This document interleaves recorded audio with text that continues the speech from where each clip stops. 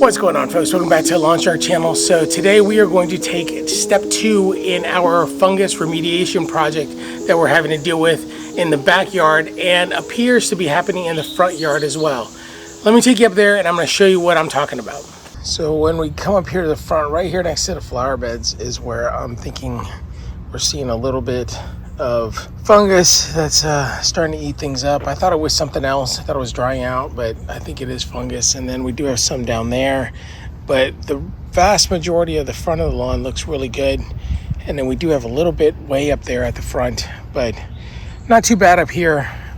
Just want to try and deal with it as fast as possible because you can definitely see something going on there as well. So I want to make sure I stay on top of it. And then we do have a couple areas right there and there, and then way over there. And that makes sense over there because that's where the drainage comes out of our downspout. So we want to make sure we take care of all that. So now that you've seen the front, you can see that it's not super bad just yet, but it is something that I'm a little bit concerned with, especially since I was about to start putting sand down. So I want to make sure that I take care of any fungus problems in the front before I do that. I already have the sand sitting here next to my truck. You can't see it, but trust me, there's 2 yards of sand sitting there waiting for me, and I'll be putting that down sometime this weekend. But before we can do that, we want to make sure that we take care of any fungus problems that we may be having and start remedying that. So with that, for this round of remediation, we are going to be using Heritage G. I've used this product before. It's a very good product. The active ingredient in there is Azoxystrobin. It is meant to specifically take care of brown patch. My buddy Cam over at Elevated Lawnscapes was very gracious to comment on my video on the last fungicide video, and he was able to help me identify that I do have a brown patch problem. Apparently he had the same issue a few years ago and he was able to take care of it with a different product. But I am unable to get that product right now for various reasons. It's back ordered, plus we have UPS is about to go on strike, so everything seems to be getting delayed right now. So we're not going to be able to get the product that I really wanted, but Heritage G will be able to work for it. It is a granular product. I will be using my spiker spreader to put it down. I don't know what the setting is for it, like everything else with the spiker spreader. Love it, but unfortunately there's no setting, so I'll have to go super light. The other thing to keep in mind is that there is a warning on Heritage G that basically says that you should not use this product with Bermuda. And while I am going to be using this for the Bermuda in the front, it also says that you can use it, you just have to watch your rates. I need to make sure that I keep it at 3 pounds per thousand or less up in the front, so we will be doing a much lighter application. Again, it's not a big issue up in the front, but I do want to take care of it. And then in the back, we will continue to put this down because the propiconazole that I put down really does not take care of brown patch. So I'm afraid that I am not really dealing with the situation yet back there, but this will certainly work. The last thing I want to make sure that you keep in mind is that once you put this stuff down, you do want to water it in. Now, last night we did get lots of rain, and so I did have the irrigation system go off as well, so the grass is nice and wet.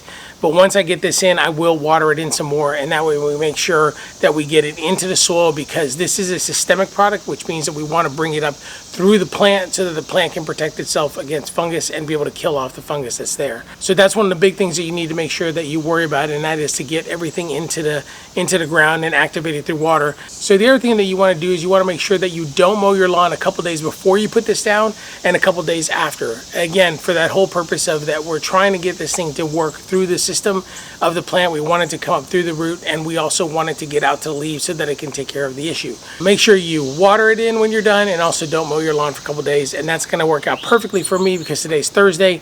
I do want to start my leveling project up in the front on Saturday, and that'll give me 2 days before I have to mow it before I put that down, so this will work out perfectly. With that, let's get this thing into the spiker. We'll figure out the settings as we go, and I will start in the back because that's where it's going to be the heaviest, and then in the front we'll go a little bit lighter. So that's kind of our plan, so let's get to it.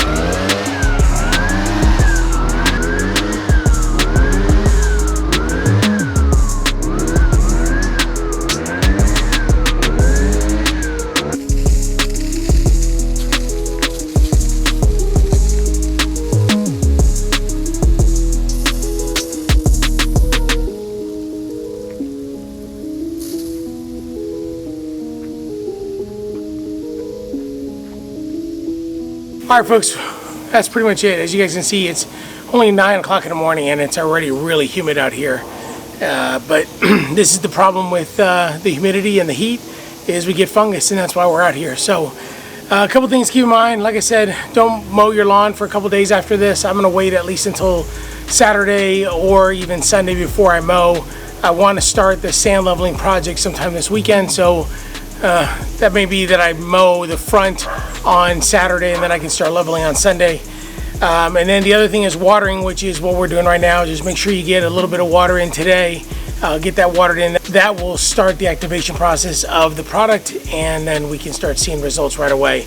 Unfortunately, you know, this is like a heart attack. It's a silent killer for your lawn, and you just got to deal with it. And unfortunately, like I said a couple of videos ago, I didn't deal with it when I should have, and here I am paying for it, but it's all good. Now, a good thing about this product is I don't have to wait in order to seed. I just got my seed in, so that'll probably be my next project.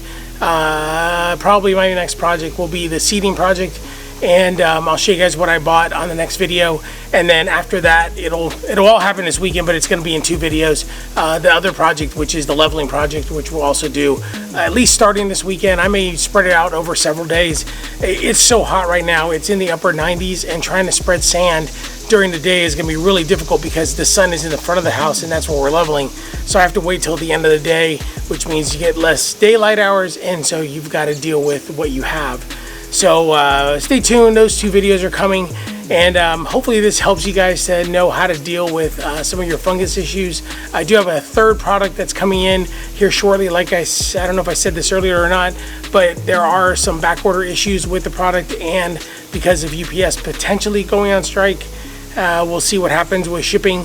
But luckily I had this product on hand because I was supposed to use it in the spring and I didn't, and so we're taking care of it anyway, and we can move forward. So if you guys like this video, don't forget to like it, don't forget to subscribe if you haven't already, and if I've earned your subscription, and if you want to be notified of future videos, don't forget to hit that bell. And if you have any questions, feel free to put those in the comment down below, and we'll see you guys on the next one. Have a great week, everybody.